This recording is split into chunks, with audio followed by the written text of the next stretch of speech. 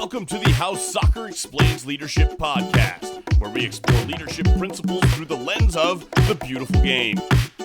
Welcome back to How Soccer Explains Leadership. I'm Phil Dark, your host. My co-host Paul Jobson and I absolutely love bringing you incredible content, great interviews with great guests in the world of soccer, people who have played the game, people who have coached the game, people who have done other things with the game, and they share with us the lessons that they have learned from the game and how they're using them in their lives outside the game, whether that's in their parenting, in their marriages, in their leadership of organizations, or otherwise. This summer, however, we are taking a little break from that. We will be getting back to that probably in late August, early September, but until then, we are bringing you the lost episodes of the Coaching Character podcast. Coaching Character was a podcast that I started with a good friend of mine, Greg Rosler, and we interviewed coaches about how we can incorporate integrity, character, really important life lessons into our coaching. And so we thought it was a great podcast to be able to share with you this summer as we're taking a break from our normal programming. This week, we have another conversation that Greg and I had about Andrew Murakami and the interview that we had with him. We released that last week. But this week, Coach Roz and I talk about how we can strengthen the marriages of coaches, which is often a problem. We talk about how coaches can supplement the roles of moms and dads in their kids' lives and how coaches can help their players flourish by being more relational than transactional. These are things that we talk about. We talk about several other things in this episode. So without more from me right now, we're going to get right to it. Welcome to the Coaching Character Podcast. I'm Greg Rosler, Coach Roz. I have got my right-hand man, the dude, the guy that I have utmost respect for, and my partner in crime, Phil Dark. And you're already grinning. Phil, welcome. Let's kick this thing off. You probably see, even though this is an audio podcast, you could see the sarcasm exuding out of his mouth as he was. I thought you were my right-hand man. What happened? I thought we're that was the way it was. I know. Yeah, we're confused. I didn't realize that I was your right-hand man. All right, so let's be totally transparent because we coach each other hard on these things to do the best we can.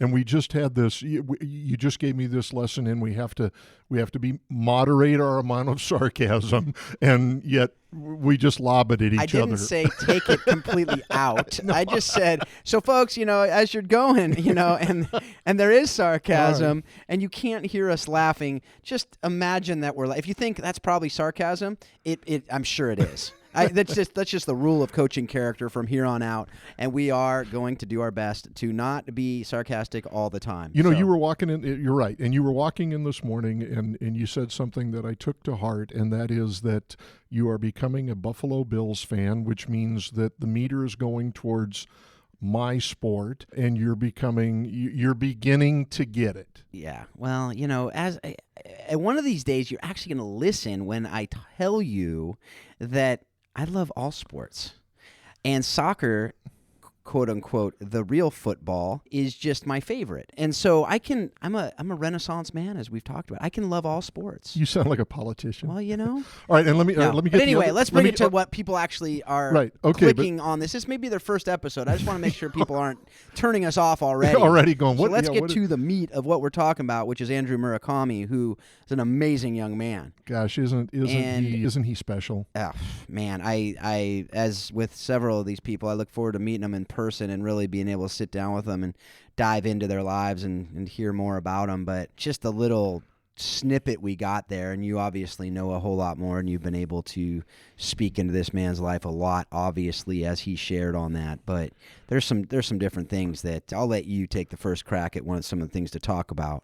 But if you didn't listen to that interview, folks, stop this right now, go back to that episode, listen to Andrew, because, man, he's going to give way more wisdom than we can ever do in this show. So I'm going to go and just tell you right now, give you permission to stop us, go listen to that, and then if you want to come back and listen to this again, do that too. Right, and fast rewind, two things you said already. As I'm rewinding the guests that we have had that either you have known or I have known that we think are special people, and yet the content and the tidbits that they're giving us, just what special people they truly are, is coming out, and that's, we expected that, but I believe it's been above and beyond the call of duty with all of our guests, whatever the topic is.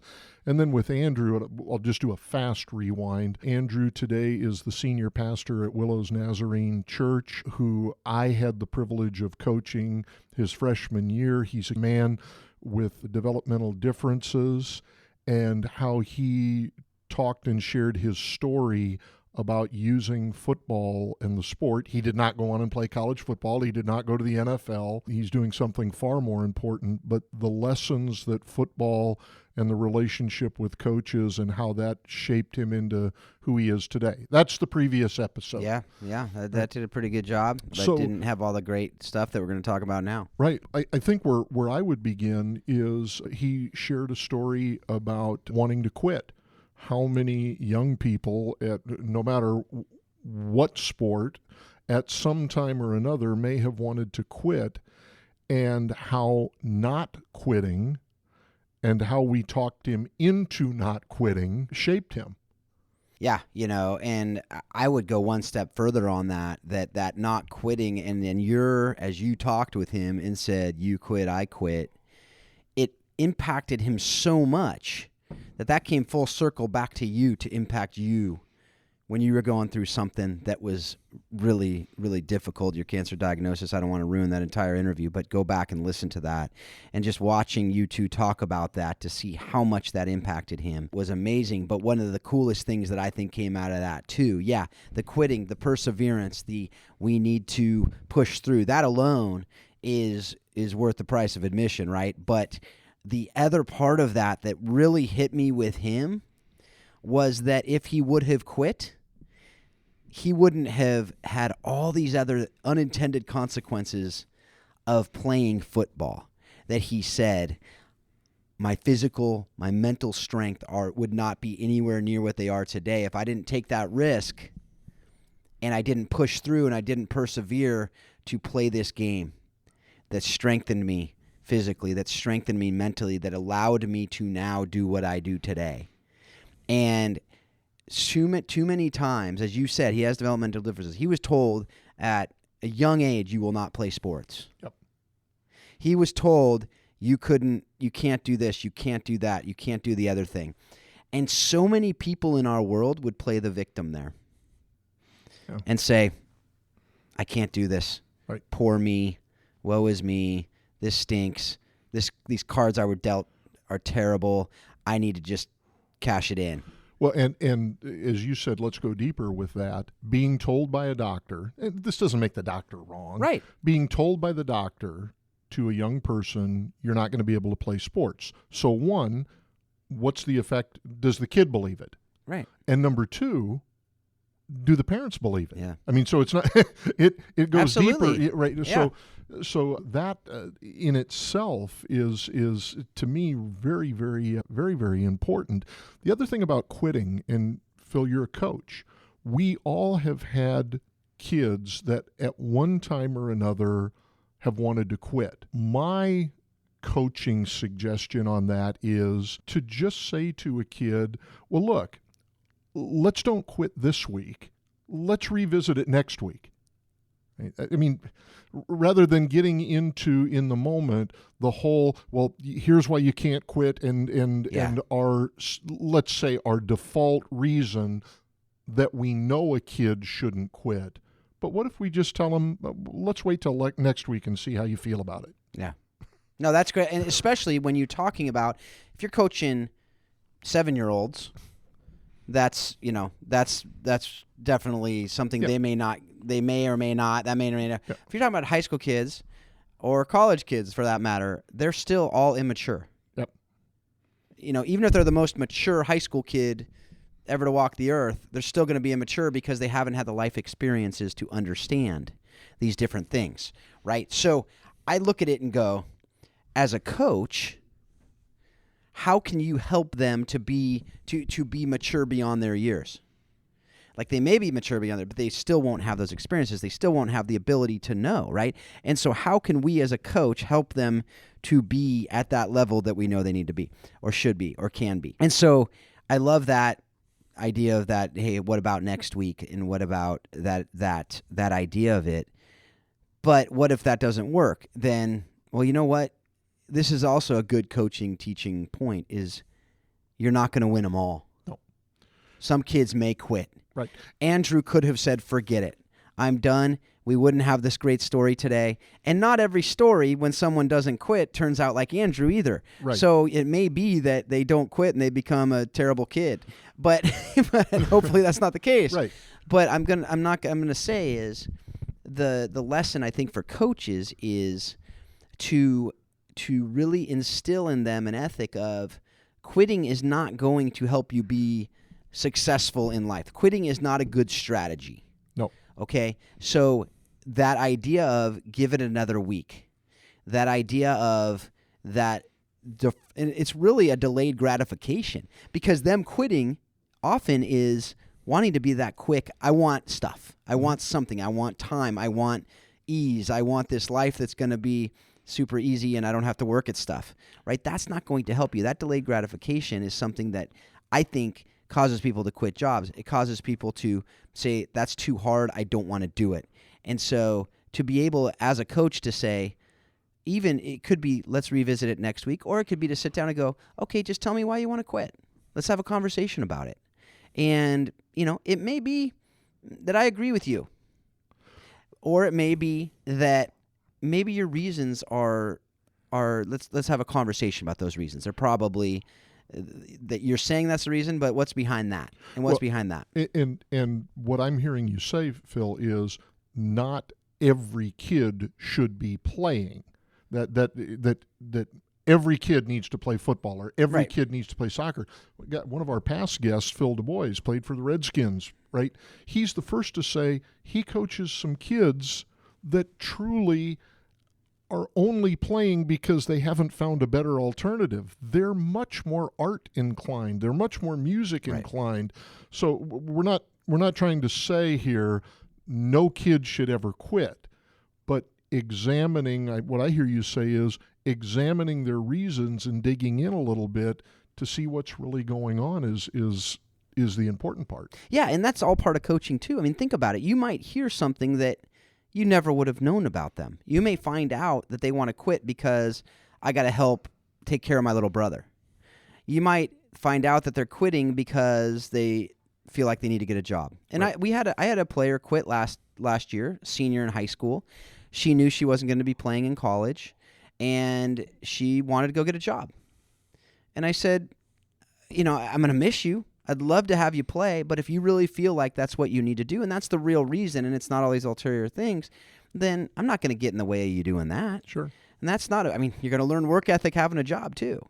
And so, but if I feel like they're just using it as a cop-out, again, in this case with Andrew, let's bring it back to Andrew. In this case, if he says, I want to quit because he's in the middle of wind sprints on a 105 day and it's just really hard. Now I'm hoping you gave him water. But then you question it and go, you're quitting because it's too hard. That is not a good life lesson to teach anybody, right? So that's something that I look at and I go, okay, as a coach, we have this amazing responsibility and honor and privilege to be able to help make these kids into who they can be and teaching them these lessons. And so I think that quitting conversation is, there may be legitimate reasons to leave a job someday. There may be legitimate reasons to transfer schools. There may be, right? Now, I'm going to be very clear here. There's very few legitimate reasons to break up a marriage. Yep. And I could go on that and we could talk about that for a really long time. So there's some things that you don't quit if you start. But there are a lot of things that there may be another job that's what you're supposed to be doing. There may be, and so for a football player to go, hey, why are you quitting or wanting to quit? Mm-hmm. And let's make a deal. If it's a legitimate reason, we'll both agree that go on. If it's something that I feel is illegitimate, we'll have a much deeper conversation about it, and then let's wait a week.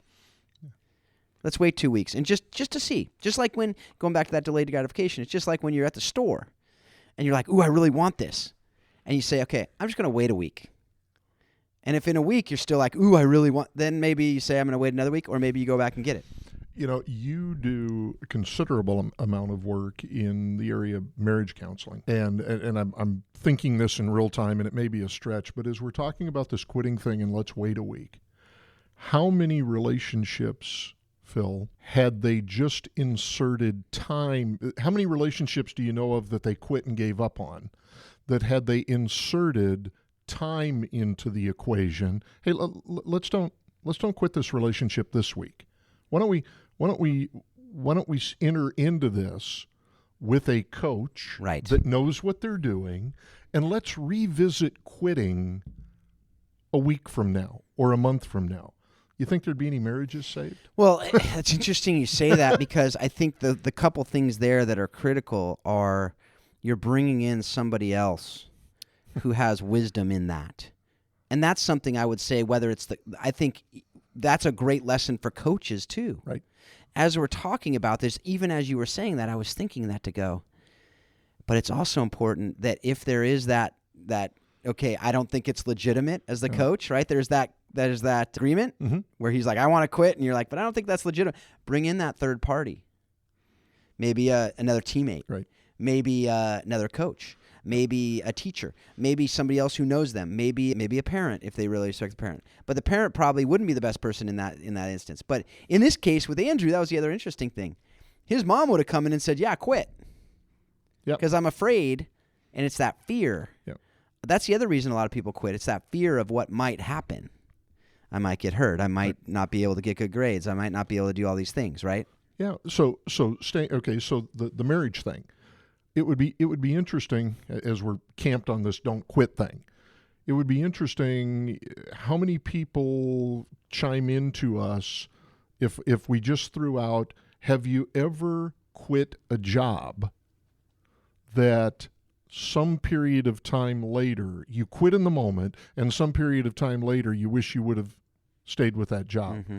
How many people have made a decision to, again, forget football, quit their job, quit their relationship? Right. It's just an example where football was helpful for a person, in this case Andrew, to reshape how he feels about quitting.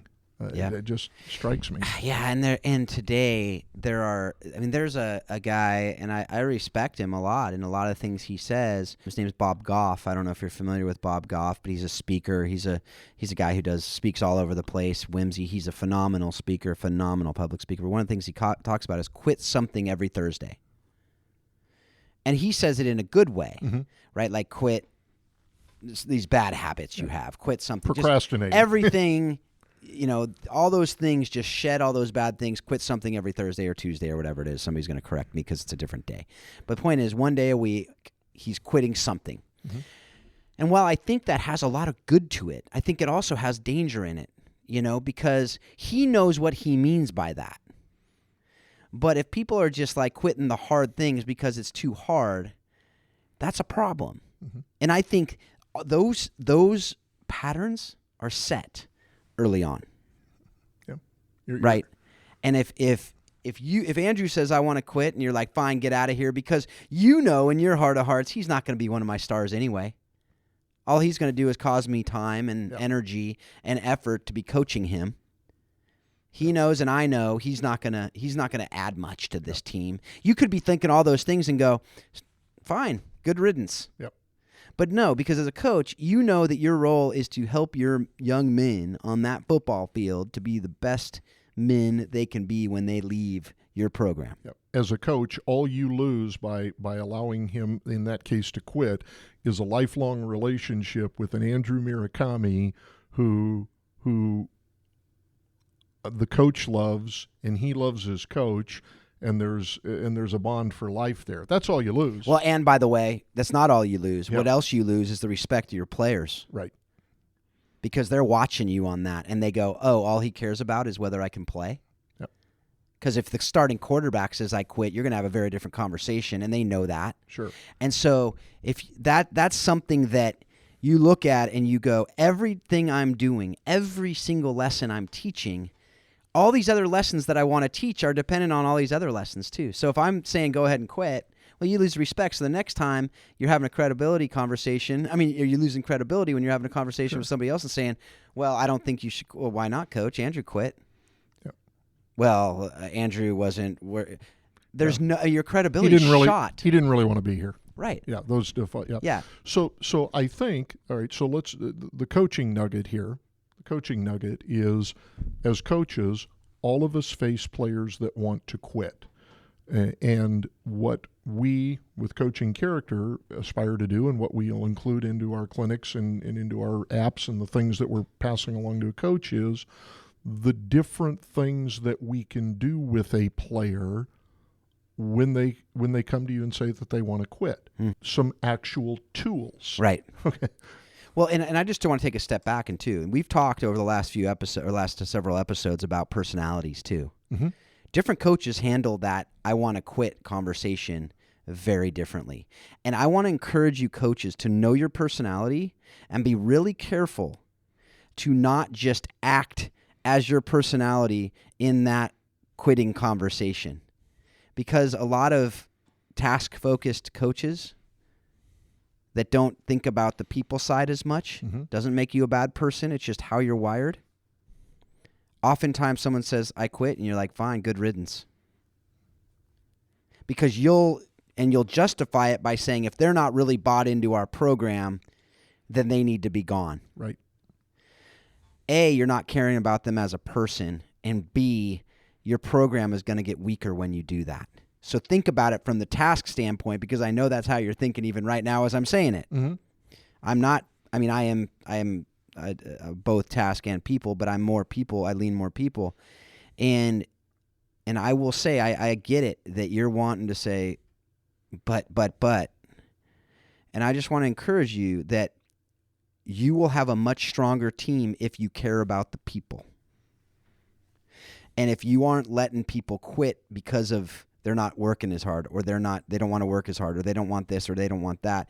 If you are having people quitting for the wrong reasons, your team will be weaker. You'll have a weaker program. And then next year, you're not going to have people coming back to play for you. So your juniors might be transferring, or they might just be not playing football because they don't enjoy the sport. Yeah. And I saw that with different soccer programs that I was a part of. My daughter was on the number one team in the country. Not exaggerating on that. I mean, rankings are rankings, and so people are going to go, yeah, but it wasn't this or wasn't that or wasn't the other thing. Okay, let's say they were 20th in the country. Whatever. They were a super good team, amazing team, and they couldn't keep players. How is that possible? Yeah. People weren't moving away. I'm going to give you one guess. Might have had something to do with the coach. That may be the because the culture of the team, sure, which starts from the top, and it's all part of it. Yep. So I look at it and I go, okay. Now, it's not fault of one person, but you as a coach have the ability to create that culture, make that culture, and everything is connected into that culture. So we're not talking about culture right now, but all of this goes to culture, right? Everything we're talking about goes to the culture of your team, and the culture of your team is critical. And you as the coach have the ability to shape that culture more than anybody else in that program. And so, because you are the leader of that program, whether you like it or not. Yeah, you're the leader of the program, or you're the leader of your particular position. Sure. Yeah, it goes without saying. Yeah. So let's transition, Phil, into another part of the Andrew interview that I thought was fascinating. Is Andrew came from a functioning two-parent family. I mean, if there's not a more what you would say ideal profile family, he's the son of a pastor, big family. My gosh, it looks like Ozzie and Harriet. And he talked about the role that a coach plays in a functioning family. Now, you and I work in the war zone, and we work in areas where that's not the case. But I just found it was interesting and fascinating what he thought the coach's role was in a functioning family. Yeah, I mean, we've talked about that already with the role of a coach in dysfunctional situations and settings, and I think it is really important because I hope people would describe my kids as kids that come from a functional house with parents who love each other and care for them and have raised them and love them and push them when improper and lay off when proper and whatever. And I will tell you that coaches have had a huge role in my kids' lives, and I love that. They are supplementing us, right? You hear. I think the phrase "it takes a village" has been misused all over the place, but the idea of it that I love is that the parents aren't enough, and that's not a bad thing. Now, the way I say it's misused, I think some parents take a backseat too much, and they use that as an excuse to say I don't need to really parent my kid. But I think that it absolutely is true that I need more people in my kids' lives than just me and my wife who love them as much as parents can love them and do it. And we take the stewardship of our kids' lives as seriously as you possibly can. But I know that their teacher, that my daughter's teacher who poured into her as an 8th grader and a 7th grader, man, without her in her life, my daughter would be very different than she is today. And with coaches, to know that with that coach that poured into them and just loved them and cared about them. I talk to my kids all the time about it. Like, that coach loves you and cares about you. Don't minimize that. Don't take that for granted. That you have that, and you'll see that later. And you have no idea what they're doing behind the scenes. And the truth is, we as parents, our kids have no idea what we're doing behind the scenes too. But the problem is, not all coaches are. I'm not saying that about every coach that my kids have had. And I look at it and go, I see less and less coaches out there in these youth sports, especially the club and pay to play programs out there, that actually care deeply about the kids. So that bums me out. But because I do think that then it's harder as a parent to go, I want you to, like, they could be a role model for you, but I struggle with that with some of these coaches I'm seeing. I wouldn't necessarily say that to my kid. Well, and this just exemplifies the work to be done, because I'm going to give you a follow-up to what you were just talking about. As a functioning dad, you welcome another set of eyes and lenses into your child's life. Right? Yeah. So let me throw one up that you'll only go for about 4 hours on. What happens if we have a broken dad or no dad that doesn't understand that it still takes a village? Yeah, well, the no dad wouldn't do that, but the broken dad. Yeah, start with broken dad. Which probably, and you only have about 3 hours on this one. Well, no, and I'll make it quick. But the broken, we'll talk. I mean, the beauty of it is this isn't the last episode we're doing. Right. So, but the broken dad, and again, as you've talked about, this is what I've done the last 12 years of my life is helping the kids who have the brokenness, we're trying to restore them. Mm-hmm. But the broken dad often, as with any unhealthy thing, right, will often try to hold things too close. And will say, I have all the power here, and I don't want you to speak into that because I'm afraid that you're going to tell him something that is different from what I want to tell him, which is probably unhealthy. Because if it's a healthy coach, and they're pouring character and integrity and all these lessons that we're trying to teach them, and they go against what dad's doing at home, dad looks like a fool. And dad feels like you're going to, because dad needs to learn those lessons too. And that one of my passions is to help build men into what they should be and can be and need to be for our families to be strong, for our kids to be strong, for our communities and society to be strong. And it just irks me so much when there is an amazing coach that wants to pour into the kid, because that doesn't always happen. And there's a dad or a mom who are getting in the way, not only not doing it at home, but getting in the way of the people who love and care about these kids to be able to help them to do it. Now, I'm not saying that we want to encourage coaches to go behind the backs of parents and to undo things parents are doing if they don't agree with them. That's not what I'm saying at all.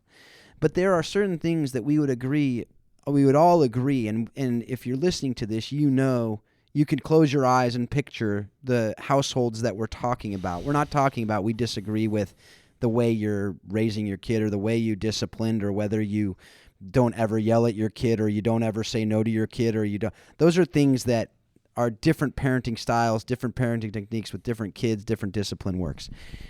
That's a whole different conversation for another day. We could go for 4 hours, but we're not going to.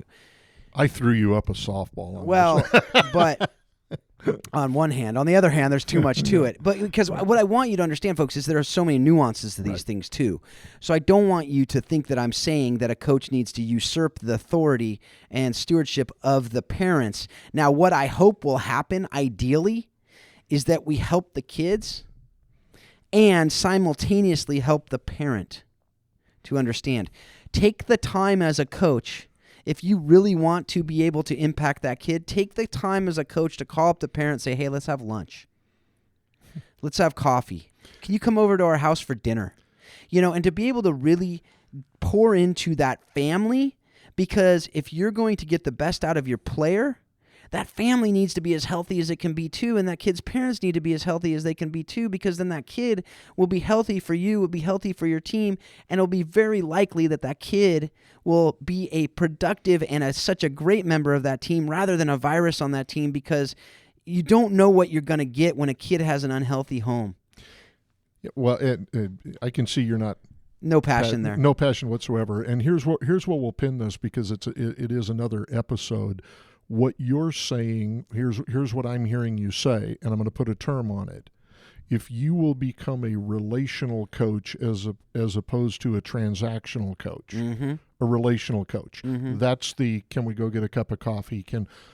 And you can do that at the youth level, at the club level, at the rec level, at the high school level. If you choose, and please hear me when I use this term. This is not a Playmaker term. It's a Joe Earnman term. If you choose to become a relational coach opposed to a transactional coach, some magnificent transformation can occur. Man, inside out coaching, Joe Ehrman, that's what you just referred to there. I was name dropping Brilliant there to guy. show you I'm a red guy. Yeah, he's your buddy. Amazing dude. But what I will say there is it takes time. And it takes energy, it takes effort to do all these things. And there's so many coaches that will have so many reasons why there's no way they could ever do all that. And I'm not saying go have dinner with every single player on your football team and you have to have 50 dinners and do all that, because then you'd probably sacrifice your family and your home. But if you see that there's a kid that has this situation, and it hopefully isn't your whole team, if you're working in an inner city situation, it will likely be a whole lot more that I'm dealing with at Folsom High School with my girls' soccer team. But my point here is you can either, and I'm talking youth sports programs are probably the worst with a lot of the parents, where they're yelling and they're screaming and they're doing all these things at age 7 and 8. You can either give them a sheet at the beginning of the year that says, sign this, these are our team rules, and take it or leave it, and this is what I do, and if you violate them, you're done. And that's transactional. Right. And almost never works. It never works. Yeah. You can't talk on the sideline. Yeah. You can't scream. Silent sidelines, silent Saturdays they're doing in these coach. That's just silly, quite frankly. And I think that does a disservice to the kids, because then you can't encourage them either. You're afraid to say anything. Right. But you can either do that, or you can actually build relationships with them and say, hey, you know what, come here. If you've had dinner with them and they've been in your home and you've talked with them about these things and they're on the sideline being a, you know what, I could have a lot of words for it. You know the parents, and I've been that parent at some point, where I look back now at watching my 9-year-old and hearing a lot of the parents, and I look at them and go, that was me. Oh my gosh. Yeah. And I'm not perfect anymore either, but I look at it and go, if somebody were to have built relationship with me and brought me aside and said, hey, here's how you sound and here's how you look and here's what it can be as a parent, it could have changed everything, right? And it wouldn't have been a threat. It wouldn't have been someone coming in and intruding on the way I raise my kid, the way I do whatever. It would have been someone who cares about me and cares about my kid, who wants the best for both of us. And again, with certain people, with certain hard hearts, it will take longer to soften that. And it may never happen, by the way. And it may be that you try, and it's like, and at some point you need to say, okay, that's not going to work there. But I wouldn't just do it once and go, okay, it didn't work. Because think of how many kids don't play the game today because their coach didn't go through that hard work. Right. Or think of how many kids are not successful in what they're doing, or are quitting things, or are viruses in companies because their coach didn't take the time to make it a relationship rather than a transaction. Yeah. So, well, that's where I'll end for today. But don't think this is the last I'm talking about. No. And the exclamation point that I'm going to put on that before, if we end this segment today without mentioning our producer, Katie Freeman, who is doing passive aggressive because I was halfway through this segment and she didn't tell me that I didn't have my headset on, which is her way of saying you didn't mention me in this segment. That's sarcasm, by the way. So we do want to thank Katie. We do want to thank Katie for all of the work that she does. And here's my exclamation point. I'm recapping what you said. You want me to be, I'm a coach, and you want me to be relational, and you want me to go to somebody's house, and you want me to take a dad to coffee, and you want me to do these things as a volunteer coach? And my answer is yes, that's exactly what we want you to do, and it's time consuming. And if you've taken on the role of coach and you put a coach's shirt on, then be ready to put the work in and go the extra effort, or go find another hobby. That doesn't sound very pretty, but that's how we hold coaching in reverence. You can go be, and I mean this in a positive way, you can be a big brother, big sister, and you can put in 4 hours a month, and that's a very needed task. But if you want to be a coach, then cowboy up and put the time in and be willing to be coached and be willing to go the extra mile or find another vehicle. So that's my strong message, and that's going to ruffle some people, but so be it. Phil, great to kick off the new year with you. I'm excited about where we're going. There's some neat stuff coming, and I am privileged to be along for the ride with you on this. It may even be here by the time we put this out there, because we're recording this at a time well before this is released. So all those things may be available. So if you're listening, go to theplaymakers.org and check that out. Also, we're talking about doing other things. I'd be curious to hear you folks out there. I mean, I'm assuming a lot of you are coaches. We talked about marriage earlier. Coach and I have been kind of noodling on the idea of helping coaches with their marriages, and to be able to help coaches coaching coaches on things that we've learned. We've had different journeys in our lives to be able to walk alongside you and to help you in different ways. We want to help you be the best coaches you can be. And if your marriage is unhealthy, then I'll tell you what, it's going to be hard for you to be the best coach you can be. And so I will put that out there. Let us know. And, we'll take that it'll be all part of we'll put it all in the pot and stir it around and go, we have so many different things we can do here. And we're excited to be here to serve you and to help you, and to which at the end of the day, we're being helped by this as much as anybody, because we're learning so much from our guests. But we are here to really help you and build you up. So folks, as we sign off here, take everything that you're learning on this show, and hopefully it's inspiring you to read some stuff too. Maybe that Inside Out book by Joe Ehrman. Watch some different things and to be thinking about these principles that we're talking about. And I do hope that you are implementing them and taking them and helping you to be a better coach, to be able to inspire your players to be better people, and that we can do this together. And hopefully we'll be able to have better society at the end of all this work together. Well, folks, I hope that you know now why Paul and I thought it was a good idea to release these episodes this summer, and to be able to give you the wisdom that Greg Rosler was able to bring. I mean, he and I were able to have some really fun conversations, but not just fun conversations that hopefully will help you and others to be able to be better coaches, to be able to build up our players through our relationships with them, through our relationships with their parents, and really to be able to understand how we can be very healthy ourselves. And so there will be more from the Coaching Character podcast this summer. The next 4 or 5 weeks, we will have episodes coming at you from those episodes that we weren't able to release. And in the meantime, you can go back, and listen to all the other episodes we have. We have over 90 episodes now, so you can go back and listen to as much as you want to over the next few weeks before we release the new episodes. You can also check out warriorwaysoccer.com to see what Paul and Marcy Jobson are doing with kids in Waco, Texas, as well as other things they're doing across the country and around the world.